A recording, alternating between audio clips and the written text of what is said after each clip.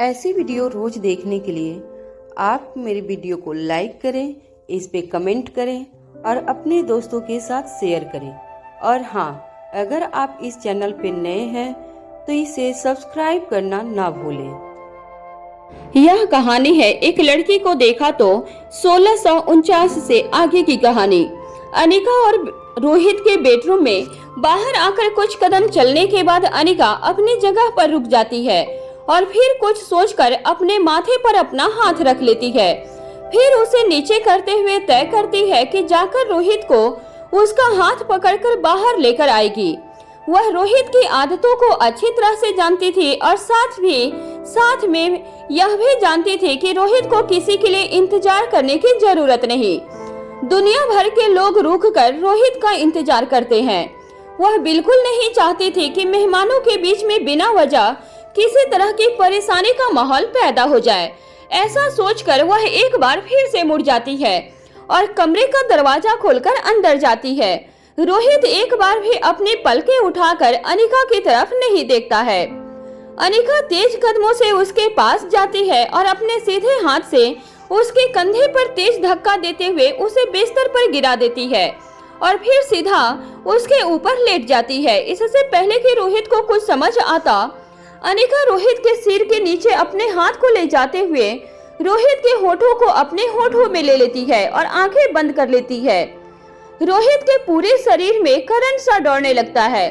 बेहद सुख की अनुभूति होने लगती है। उसके मन को अथाह सुख का एहसास होता है। खुश होकर वह भी अपनी आंखें बंद कर लेता है और खूबसूरत पलों को जीने लगता है। धीरे से रोहित के हाथ अनिका के कमर पर जाते हैं और धीरे धीरे अनिका की कमर पर रोहित की चलती हुई उंगलियां ऊपर की तरफ बढ़ने लगती है। जैसे ही अनिका रोहित के होठों से अलग होती है, रोहित अनिका को बाहों में और भी कसते हुए अपनी बंद आंखों से उसके कान में धीरे से कहता है, तुम इतनी प्यारी क्यों हो कि तुम्हें देखकर मैं पागल होने लगता हूँ। तुम नहीं जानती जब तुम मेरी बाहों में होती हो तो मुझे कैसा महसूस होता है। अनिका मुस्कुराकर रोहित के गाल पर अपना गाल लगाकर उस स्पर्श को महसूस करते हुए कहती है, मैं अच्छी तरह जानती हूँ कि तुम्हारे साथ होने पर मुझे कैसा लगता है। जैसा मुझे लगता है वैसा ही तुम्हें लगता होगा। अब रोहित फिर से धीमी आवाज में पूछता है, जब तुम चली गई थी तो वापस क्यों आई? रोहित के फुसफुसाने से उसके होठों से निकलती हुई गर्म हवा जब अनिका के कान से गुजरती है तो उसे प्यारी सी गुदगुदी का एहसास होता है। अब अनिका जवाब देते हुए कहती है, वहाँ मैं किसके हाथ में हाथ डालकर घूमूंगी, इसीलिए सोचा तुम्हें हाथ पकड़कर लेकर चलूं। अनिका कभी भी सीधे सीधे अपने प्यार का इजहार नहीं करती थी। इस वक्त रोहित को ऐसा लग रहा था जैसे कि वह बिना झूले के आसमान में गोल गोल घूम रहा हो। वह अच्छी तरह जानता था कि अनिका उसके बिना इसलिए नहीं गई क्योंकि उसे रोहित की कमी महसूस होती। यूं तो अकेले अनिका के लिए जाना कोई बड़ी बात नहीं थी, पर रोहित को रूठा हुआ छोड़कर वह नहीं जा सकती थी, जिसकी एकमात्र वजह थी कि वह रोहित से बेहद प्यार करती थी। अब रोहित अनिका को अपने ऊपर से बिस्तर पर नीचे लिटा देता है और एक बार उसके ऊपर की तरफ आते हुए उसके होठों को चूमने लगता है और उसके बाद उसकी आंखें, माथे और गालों पर भी कुछ ही पलों में सैकड़ों बार चूम लेता है। और जैसे ही वह अनिका के गर्दन की तरफ बढ़ता है, अनिका मुस्कुराते हुए चेहरे के साथ अपना हाथ उसके होठ पर रख देती है और कहती है, फिलहाल के लिए इतना काफी है, अब चलो, नीचे मेहमान इंतजार कर रहे हैं। रोहित कभी भी अनिका की बात को टालता नहीं था। न जाने आज उसे क्या ही हो गया था जो इस तरह की जिद करके बैठा हुआ था। अनिका के कहते ही वह पीछे हट जाता है और अपना एक हाथ आगे करके अनिका को खड़े होने में मदद करता है। इसके बाद दोनों शीशे के आगे जाकर अपनी शक्ल और कपड़ों को ठीक करते हैं। फिर रोहित अनिका की तरफ अपने एक बाजू को मोड़कर साथ चलने के लिए इशारा करता है। अनिका रोहित की बाहों में अपनी बाह डालकर मुस्कुराते हुए उसके साथ चल पड़ती है। वहीं दूसरी तरफ मारवा हाउस के हॉल में जैसे ही अनिका और रोहित नीचे पहुंचते हैं, धीरे धीरे तभी मेहमान आकर उनसे मिलने लगते हैं और बधाइयां देने लगते हैं। सभी के मुंह पर सिर्फ एक ही सवाल था कि वह चारों खास लोग कहाँ है जिनके लिए वह सभी यहाँ इकट्ठे हुए थे। जिन 4 लोगों के बारे में सभी पूछ रहे थे, उनमें से एक ठीक इसी वक्त अपने पूरे पराशर परिवार के साथ मारवा हाउस में एंट्री करती है। रोहित मारवा खुद आगे बढ़कर पराशर परिवार का स्वागत करता है। आदित्य पराशर के चेहरे की खुशी छुपाए नहीं छुप रही थी। मारवा परिवार में अपनी बेटे की शादी, वह खुद भी रोहित मारवा की मर्जी से, वह अपने आप में एक बड़े गर्व की बात थी। मुक्ता एक कॉन्फिडेंट लड़की थी, लेकिन जब मौका ऐसा हो आपकी शादी से पहले ससुराल जाना हो तो ब्लश करना तो बनता ही है। मुक्ता के चेहरे की लालिमा मेकअप से भी नहीं छुप रही थी। मुक्ता ने off shoulder floor length gown पहना हुआ था। यह डिजाइनर गाउन काफी हेवी और घेरे वाला था, जिसका रंग पर्पल के शेड का था। मुक्ता बिल्कुल ऐसी लग रही थी जिसे म्यूजियम में सजावट के लिए रखा जा सके, जिसे देखकर हर कोई कह सके पर छू कोई भी न सके। ऐसी खूबसूरती जिसे किसी के छू लेने से भी उस पर दाग नजर आने लगे। अनिका मुक्ता को गले लगाती है और धीरे से उसकी कान में हैप्पी बर्थडे बर्थडे गर्ल कह देती है। जैसे ही अनिका पीछे होती है, मुक्ता मुस्कुराकर थैंक यू सो मच कहती है और इसके बाद अनिका मुक्ता के चिन पर हल्के से हाथ लगाते हुए कहती है, बहुत प्यारी लग रही हो और मुझे उम्मीद है कि बर्थडे गर्ल को अपना गिफ्ट बेहद पसंद आएगा। इतना कहने के बाद जैसे ही अनिका पीछे हटने लगती है, मुक्ता उसका हाथ पकड़ लेती है। मुक्ता के चेहरे को देखकर अनिका समझ जाती है कि मुक्ता पूछना चाहती है कि ऐसा भी क्या खास है। जब अनिका कुछ कहती, उससे पहले ही आयशा मुक्ता के सिर पर हल्का सा छूकर आशीर्वाद देते हुए कहती है, तुम्हारा गिफ्ट सरप्राइज है, इस तरह जीत करने से पहले पता नहीं चलेगा। मुक्ता आयशा के भी गले लगकर उसे नमस्ते कहकर उसने भी जन्मदिन की बधाई ले लेती है। मुक्ता के बाद अनिका और आयशा पराशर परिवार की बाकी सभी स्त्रियों से भी मिलजुल कर हाल चाल लेने के बाद उन्हें अंदर की तरफ लेकर जाती हैं। तभी शीतल अनिका की तरफ देखते हुए कहती हैं, सनी जी के माता पिता कहीं दिखाई नहीं दे रहे हैं। ठीक इसी वक्त रोहिणी और वरुण मारवा दरवाजे की तरफ से अंदर आते हुए दिखाई देते हैं। वरुण कुछ पहले ही रोहित के साथ पराशर परिवार के बाकी सदस्यों से मिलने के लिए रुक जाता है और रोहिणी आगे बढ़ जाती है।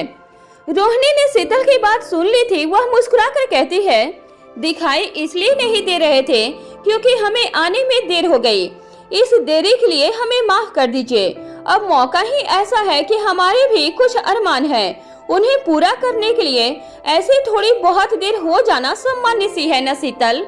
अब शीतल मुस्कुराते हुए अपनी जगह से खड़ी हो जाती है और रोहिणी से गले मिलते हुए कहती है, हाँ बिल्कुल एकदम सामान्य है। इसके बाद रोहिणी भी बारी बारी सभी से मिल लेती है। अब तक मुक्ता हर जगह अपनी निगाहें घुमा चुकी थी। उसे अपने आसपास उनमें से एक भी दिखाई नहीं दे रहा था जिन्हें वह देखना चाहती थी। अब मुक्ता अनिका से पूछती है, दीदी प्रीति कहाँ है? अनिका मुक्ता को मुस्कुराकर छेड़ने के अंदाज में जवाब देती है, प्रीति अपने कमरे में तैयार हो रही है और सनी भी अपने कमरे में तैयार हो रहा है। मुक्ता मुस्कुराकर अपनी पलकें झुका लेती है। अब अनिका आगे कहती है, अगर इंतजार कर सकती हो तो करो, वरना जाकर उनके कमरे में ही मिल लो। अनिका के जवाब पर वहां मौजूद सभी परिवारजन धीमे धीमे मुस्कुराने लगते हैं। मुक्ता बिना कुछ कहे चुपचाप अपनी जगह पर खड़ी रह जाती है। वहीं दूसरी तरफ प्रीति के कमरे में भूमिका प्रीति के कमरे का दरवाजा खोलकर अंदर जाती है। प्रीति शीशे के आगे एक चेयर पर बैठी हुई थी। उसके ठीक पीछे मेकअप आर्टिस्ट खड़ी थी। भूमिका को देखकर मेकअप आर्टिस्ट कहती है, मैडम प्रीति मैडम पूरी तरह से तैयार हैं, आप भी एक बार देख लीजिए। अब प्रीति भूमिका की तरफ देखकर कुछ उदासी दिखाते हुए कहती है, इन सब की क्या जरूरत थी, कितना अजीब लग रहा है। भूमिका प्रीति के ठीक पीछे खड़े होकर शीशे में दिखाई दे रहे प्रीति के प्रतिबिंब को देखती है और कहती है, ब्यूटीफुल और शैम। उसके बाद प्रीति के साइड में आते हुए उसका हाथ पकड़कर उसे खड़े होने में मदद करती है और फिर उसे ऊपर से नीचे की तरफ और फिर नीचे से ऊपर की तरफ देखते हुए कहती है, darling you are looking gorgeous. तुम इतनी प्यारी लग रही हो कि अगर मैं लड़का होती तो तुम्हें भगा कर ले जाती। प्रीति ने स्काई ब्लू कलर के शेड का गाउन पहना हुआ था। यह गाउन भी देखने में ऑफ सोल्जर ही था, लेकिन इसमें सोल्जर के हिस्से पर स्किन कलर का नेट लगा हुआ था, जिस पर लाइट वर्क किया गया था, जिसे देखकर ऐसा भ्रम पैदा हो रहा था कि जैसे प्रीति के ऑफ सोल्जर गाउन के ऊपर कंधों पर आर्ट वर्क किया गया हो। प्रीति बेहद खूबसूरत लग रही थी। अभी भूमिका प्रीति को आगे पीछे से घूमकर अच्छी तरह देख रही थी कि कहीं कोई कमी न रह गई हो। तभी प्रीति भूमिका की तरफ घूमकर कहती है, यह तो चीटिंग है। आपने कहा था कि आप मुझे कंपनी दोगी और आपने साड़ी पहनी है। अपनी नाराजगी जताते जताते प्रीति अचानक से ही अपने चेहरे पर बड़ी सी मुस्कान लाकर कहती है, पर भूमिका दी, आप गजब ढा रही हो। आप इतने प्यारे लग रही हो कि न जाने इस वक्त कौटिल्य भैया पर क्या बीतने वाला है। प्रीति की बात सुनकर भूमिका जैसे ही प्रीति के सिर पर मारने के लिए अपना हाथ उठाती है तो प्रीति हल्के से अपनी गर्दन झुका लेती है। तभी भूमिका को याद आ जाता है कि प्रीति का हेयर स्टाइल खराब हो जाएगा, तो वह अपना हाथ नीचे करते हुए कहती है, फिलहाल तुम बच गई। ठीक इसी वक्त भूमिका के फोन पर मैसेज फ्लैश होने लगता है।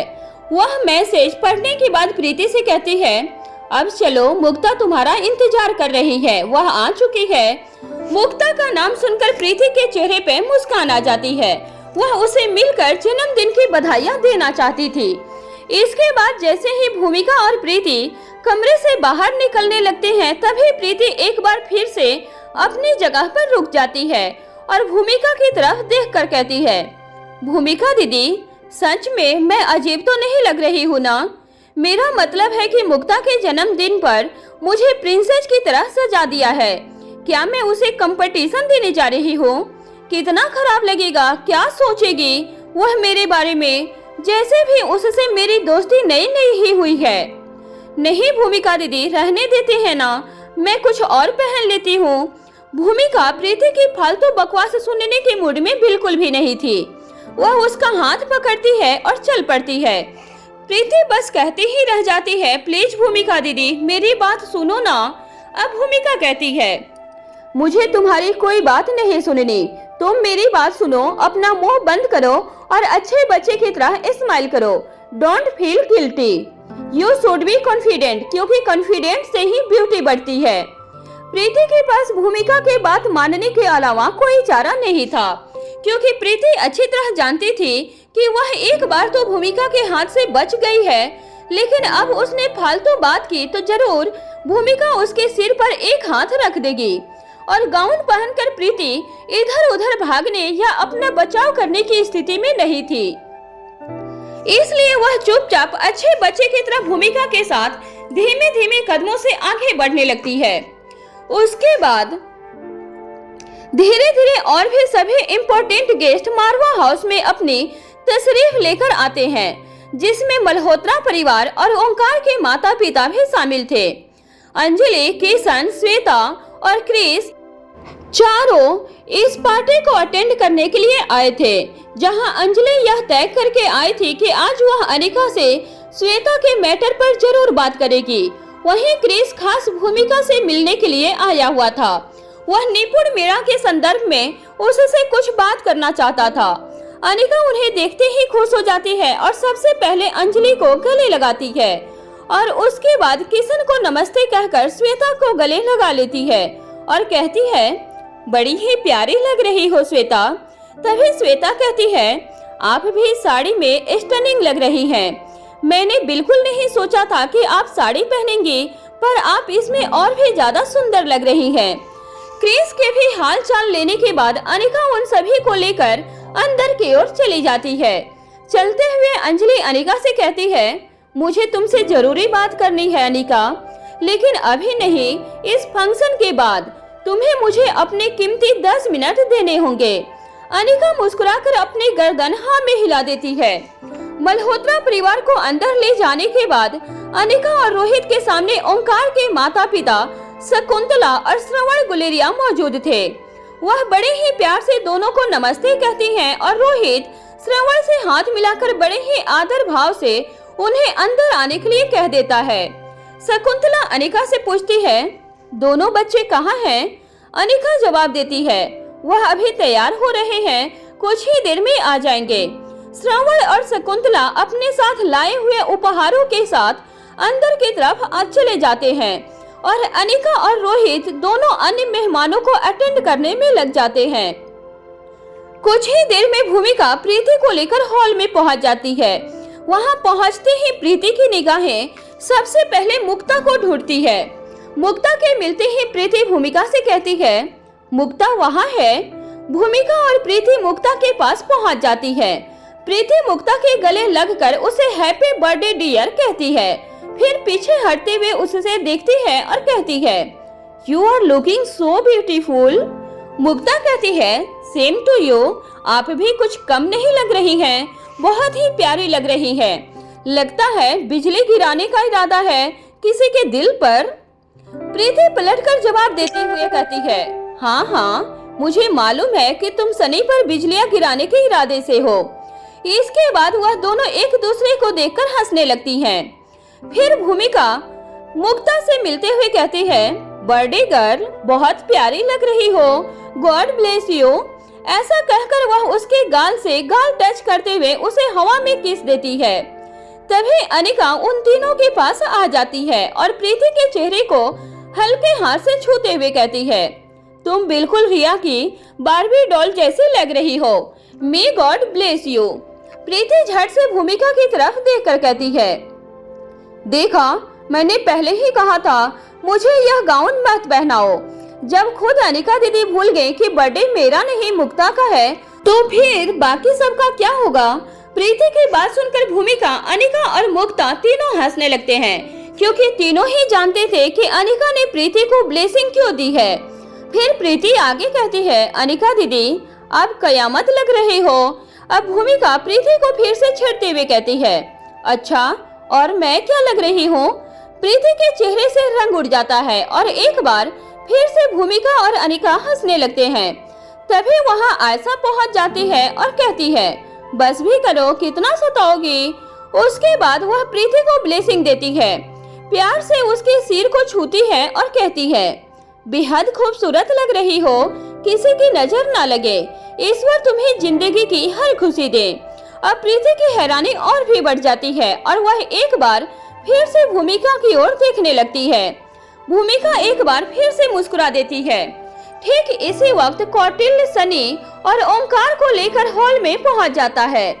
जैसे ही भूमिका उन्हें आते हुए देखती है, वह दोनों लड़कियों को छेड़ते हुए कहती है, चलो, अब तुम दोनों का इंतजार खत्म हुआ, अब देखो सामने से तुम्हारे दिल चले आ रहे हैं। मुक्ता मुस्कुराते हुए उस ओर देखती है। सनी ने वही अटायर पहना हुआ था जो मुक्ता ने खुद डिजाइन किया था। मुक्ता को सनी का मुक्ता की इच्छा को पूरा करना बेहद अच्छा लगता है। उसके चेहरे की मुस्कान और भी बड़ी हो जाती है। जब मुक्ता के चेहरे पे बड़ी सी मुस्कान थी, वहीं प्रीति के चेहरे पे उतनी ही ज्यादा हैरानी दिखाई दे रही थी।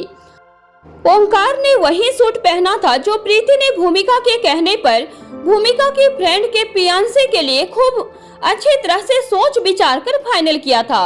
यह भी एक डिजाइनर पीस था जिसका कलर और स्टाइल प्रीति के ड्रेस से मैच करता था। चाहे जो भी था, दोनों ही जोड़े अपने अपने पार्टनर की आंखों में खो गए थे। अगर मुक्ता और प्रीति परी जैसी लग रही थी, तो सनी और ओंकार भी राजकुमारों जैसे दिखाई दे रहे थे। हर किसी की निगाहें इन्हीं चारों पर टिकी हुई थी। कुछ पलों तक यूं ही एक दूसरे की तरफ देखते रहने के बाद ओंकार को अपनी जगह का भान होता है और वह सनी को छेड़ते हुए कहता है, तुम्हारी प्रिंसेस तुम्हारी आंखों के सामने है, जाओ और गले लगकर उसे बर्थडे विश करो। तभी सनी ओंकार से कहता है, और तुम्हारी बार्बी डॉल भी आंखों के सामने ही है, जाओ और जाकर उसे मना लो। क्या पता इस वक्त माहौल की तरह मूड भी बेहद अच्छा हो।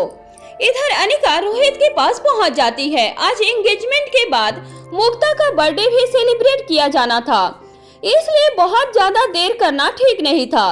अनिका जैसे ही रोहित को बताती है कि सभी हॉल में आ चुके हैं, रोहित अपने हाथ में अनिका का हाथ लेते हुए उसी ओर चल पड़ता है। साथ ही चिराग को इशारा कर देता है ताकि वह प्रोग्राम को शुरू करने के इंस्ट्रक्शन दे सके। कुछ ही पलों में वह दोनों एंगेजमेंट कपल के सामने पहुंच जाते हैं। इससे पहले कि ओंकार या सनी प्रीति या मुक्ता से कोई बात कर पाते, तभी अचानक से हॉल की लाइट्स बंद हो जाती है और फिर कुछ ही सेकेंड के बाद उन चारों पर फोकस लाइट पड़ती है। तभी पीछे से अनाउंसमेंट सुनाई देती है, ladies and gentleman, big hand for our engagement couples. चारों तरफ से तालियों की आवाज सुनाई देती है। इस घोषणा को सुनकर इधर प्रीति और ओंकार इसलिए हैरान थे क्योंकि आज मुक्ता का बर्थडे सेलिब्रेट किया जाना था, तो यह एंगेजमेंट की बात कहां से आ गई है। और अगर एंगेजमेंट सनी और मुक्ता की होनी है तो उनको लाइट से फोकस क्यों किया गया है। वहीं सनी इसलिए हैरान था कि बर्थडे के बीच में अचानक से एंगेजमेंट का जिक्र कहां से आ गया और किसकी एंगेजमेंट थी। वहीं मुक्ता यह पहले से जानती थी कि ओंकार और प्रीति के लिए ही यह सरप्राइज फंक्शन है, लेकिन यदि उन दोनों की आज एंगेजमेंट है तो फिर वह और सनी फोकस लाइट में क्यों है। फिर अचानक से धीरे धीरे करके सभी लाइट जलना शुरू हो जाती है और कुछ ही देर में पूरा हॉल जगमगाने लगता है। उन चारों के चेहरे की हैरानी देखकर भूमिका मुस्कुराकर कहती है, सरप्राइज किसी एक के लिए नहीं है, तुम चारों के लिए है। आज तुम चारों की एंगेजमेंट होने वाली है और उसके बाद हम मुक्ता का बर्थडे सेलिब्रेट करेंगे। अनिका आगे बढ़कर प्रीति के गले लगाकर उसे कांग्रेचुलेशन कहती है। मुक्ता काफी सरप्राइज थी, लेकिन उसके चेहरे पर मुस्कान बनी हुई थी, जबकि बाकी तीनों के चेहरे के रंग बदल गए थे। ओंकार इस खुशी को पचा नहीं पा रहा था, इसलिए वह समझ नहीं पा रहा था कि किस तरह से रिएक्ट करे। वहीं प्रीति और सनी के दिमाग में कुछ और ही चल रहा था।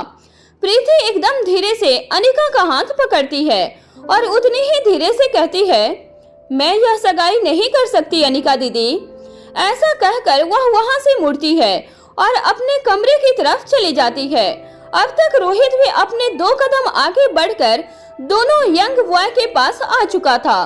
तभी सनी रोहित की तरफ देखता है और अपने चेहरे पर बच्चों जैसे नाराजगी लाते हुए एकदम धीरे से रोहित की ओर देखते हुए कहता है, मुझे भी नहीं करनी है यह सगाई। ऐसा कहकर वह भी वहां से रवाना हो जाता है।